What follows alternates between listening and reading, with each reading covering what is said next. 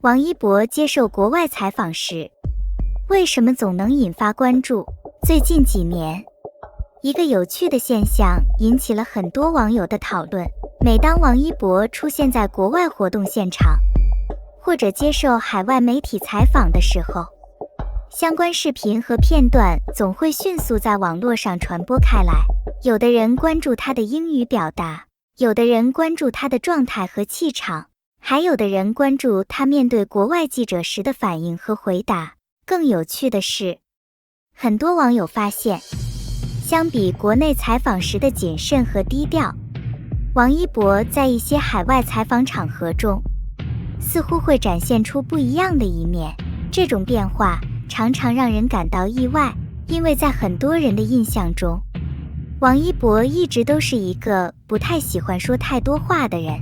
他很少主动制造话题，也很少通过频繁发言来吸引关注，甚至在一些综艺节目中，他也经常因为话少而被大家调侃。可偏偏就是这样一个人，每当面对国外媒体的时候，却总能成为大家讨论的焦点。那么问题来了，为什么王一博的海外采访总是能够吸引这么多人的关注？大家真正关心的到底是他的英语水平，还是他在采访中展现出来的另一种状态？今天我们就一起聊聊这个话题。说到海外采访，很多人的第一反应可能是语言，毕竟对于很多中国艺人来说，在国外活动现场接受采访本身就是一种挑战，因为除了要面对陌生的环境之外，还需要面对不同文化背景的媒体和观众。而王一博每一次出现在这样的场合，都会引发不少讨论。有人会认真研究他的回答，有人会反复观看采访片段，还有人会把几年前和现在的采访放在一起比较。慢慢的，一个现象开始出现，大家讨论的重点似乎已经不仅仅是采访内容本身，而是王一博这些年的变化。从某种意义上来说，海外采访就像一面镜子，它让很多观众更加直观地看到了王一博成长的过程，从初入行业时的青涩，到后来面对各种场合时的从容，从最初不善表达的少年，到如今能够独当一面的艺人。这种变化或许才是真正吸引大家的地方。但问题是，这种成长到底体现在哪里？为什么很多网友会觉得王一博在海外采访中的状态和大家印象中的他不太一样？接下来我们就从3个方面来聊一聊。很多人第一次看到王一博接受海外采访的时候，都会产生一种感觉，那就是反差。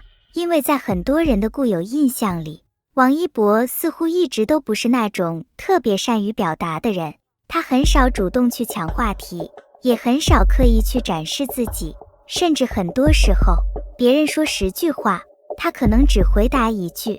久而久之，这种形象逐渐被大家记住。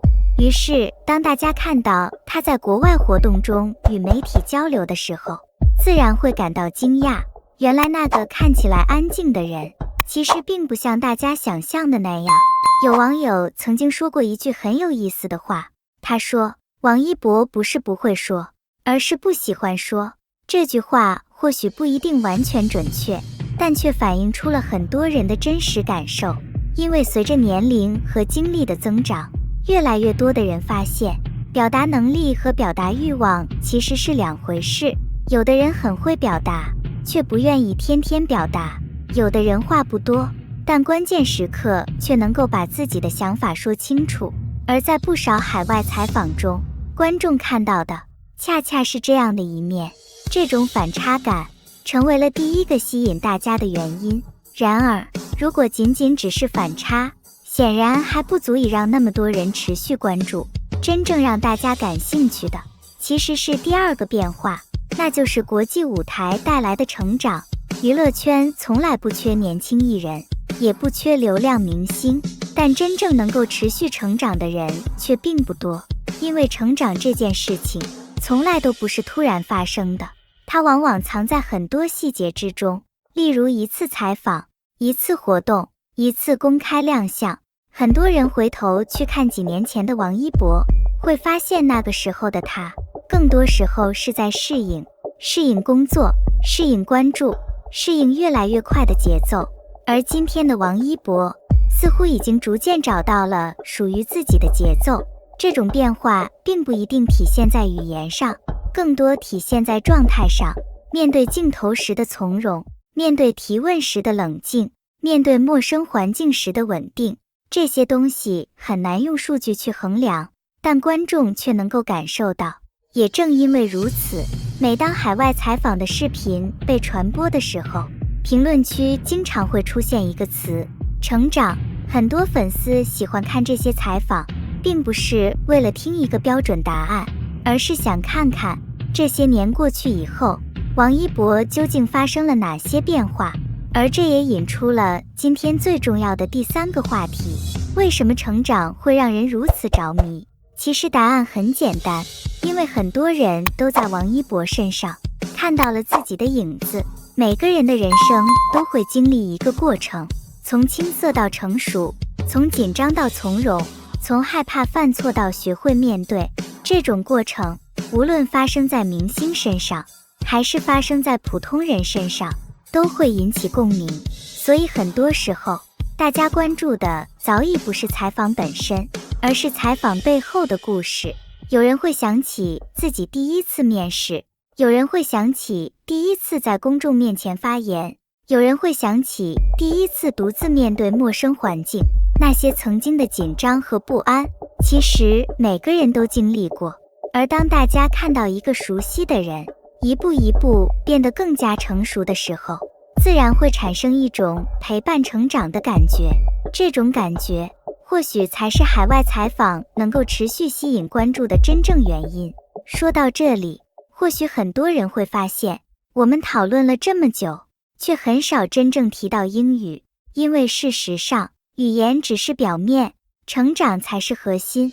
如果一个人没有成长，即便语言再流利，也未必能够让观众记住。反过来说，即使语言并不是最重要的亮点，只要观众能够感受到成长和变化，同样会被打动。而王一博这些年带给很多人的，恰恰就是这种感觉，一种不断向前的感觉，一种不断突破自己的感觉。或许这也是为什么每当海外采访的话题出现，总会引发讨论的原因。大家关注的不是采访，而是采访中的那个王一博，那个不断成长、不断探索、不断挑战自己的王一博。当然，每个人对于这些采访都会有不同的看法。有人喜欢他自然放松的状态，有人喜欢他认真回答问题的样子，也有人觉得，无论是在国内还是国外，真实的王一博才是最吸引人的地方。那么问题来了，在你看过的王一博采访中，哪一次给你留下了最深刻的印象？你觉得海外采访最大的魅力是什么？是语言带来的新鲜感，还是成长带来的感染力？欢迎把你的想法留在评论区，我们一起聊聊。下期视频见。感谢您观看视频。如果您觉得这期时事通信有用，请不要忘记点赞、评论和订阅。祝您生活愉快，充来活力。再见。